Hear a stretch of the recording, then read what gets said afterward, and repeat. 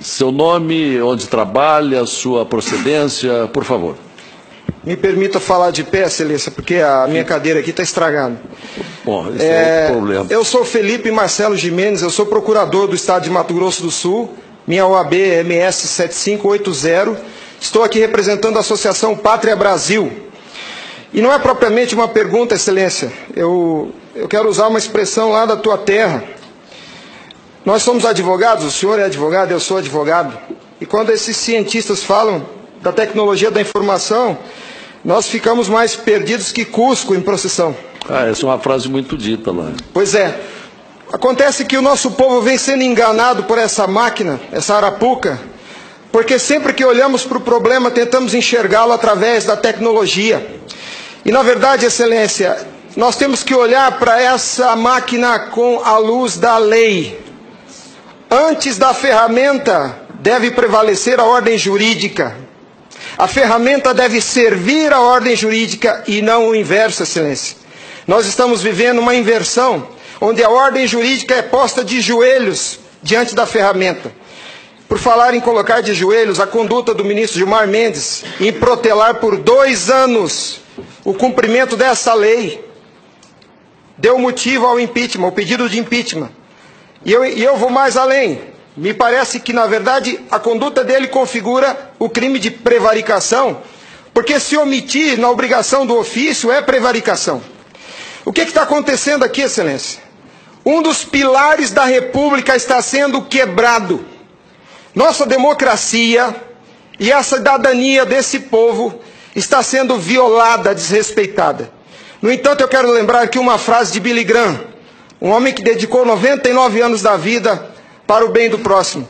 Ele dizia: a coragem é contagiosa, e o senhor está vendo aqui só alguns dos corajosos que se levantaram. Há uma onda gigantesca sendo levantada nesse país, um tsunami que vem em direção a Brasília. Os cidadãos estão indignados.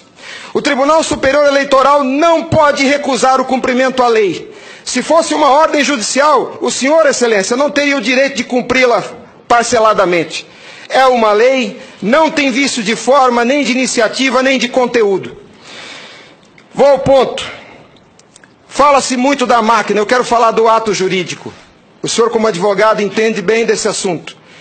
Somente o exercício do voto é secreto para garantir ao cidadão a liberdade de escolha. O ato seguinte, porque o processo eleitoral é feito de etapas, o ato seguinte é um ato administrativo.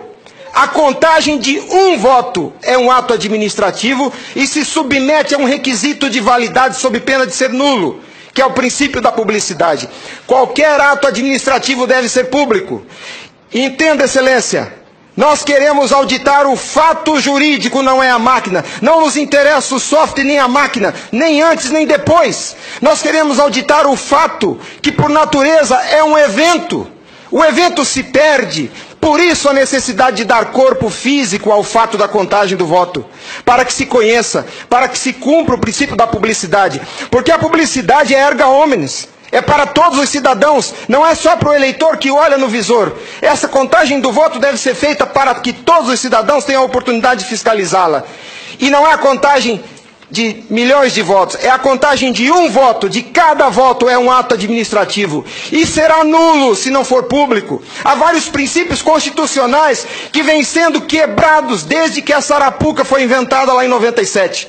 A cidadania, a publicidade, a moralidade, a legalidade e a própria república, porque nós cidadãos não temos sido respeitados na nossa escolha. Nossa escolha só será respeitada se ela for retratada no corpo físico da impressão para cumprir o princípio da publicidade.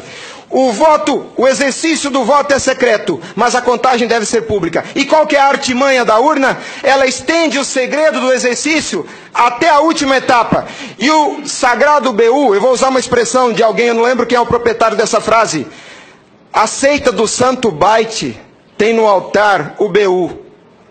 O BU não prova nada, Excelência. Quando o BU é imprimido, já houve a contagem dos votos em segredo. A fraude já aconteceu, porque cada voto contado deve ser público. O BU informa ao senhor, Excelência, o total.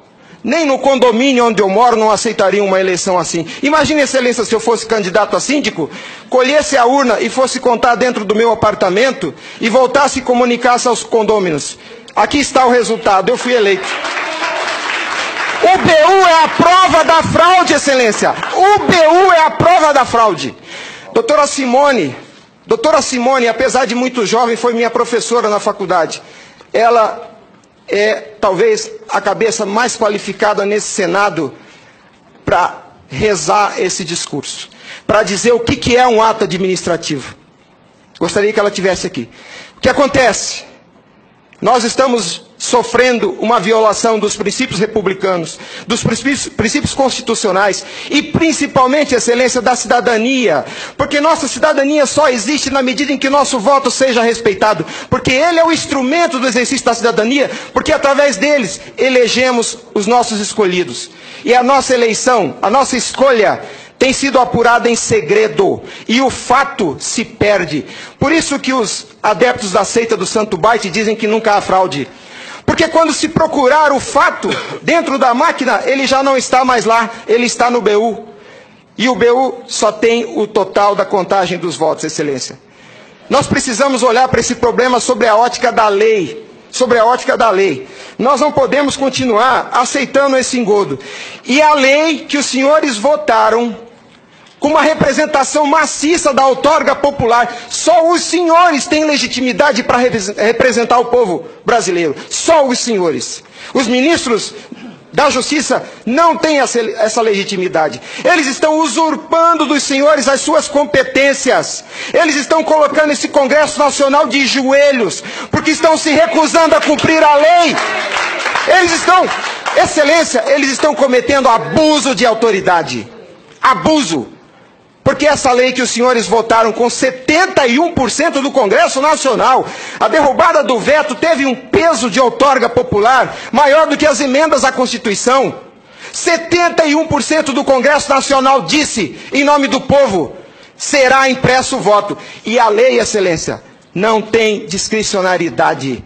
A lei não permite fracionamento. Fracionar o cumprimento da lei é um abuso, é uma violação, é uma teratologia.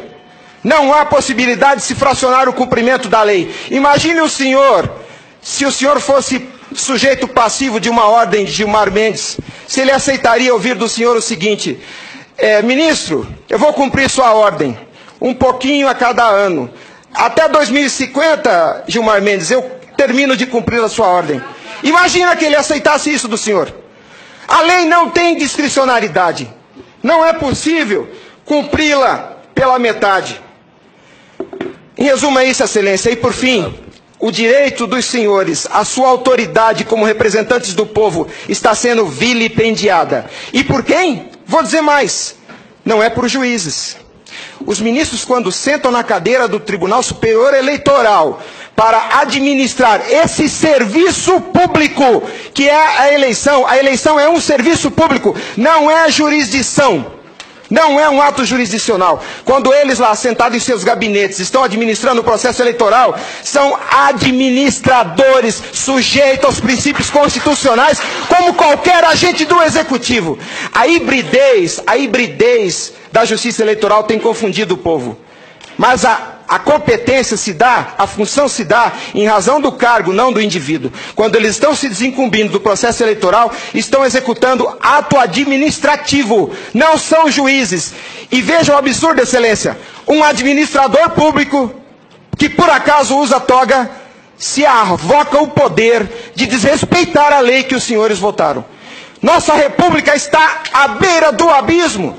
Se os senhores não se colocarem em pé e defenderem a sua legitimidade da outorga e aceitarem esse abuso de autoridade, acabou a república, Excelência. Acabou a cidadania. Então nós somos escravos. Nós seremos escravos se a nossa escolha e a lei que os senhores votaram não for respeitada. Obrigado.